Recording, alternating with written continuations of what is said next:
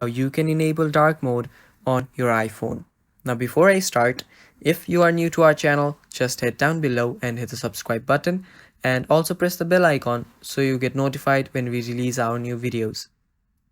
Now let's get started. So first what you'll have to do is open up your settings. Now after you open your settings, just navigate to display and brightness. Now it's right below control center. So open display and brightness, and under appearance you will see light and dark mode.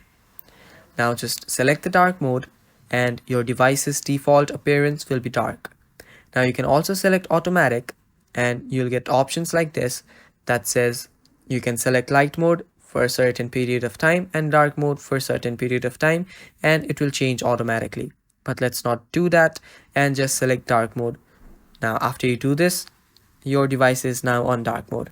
And that is all for the video, guys. I hope you guys found this video helpful, and if you did, leave a like down below and also check out our other contents on our YouTube channel. Thank you for watching, stay tuned for more, and bye bye.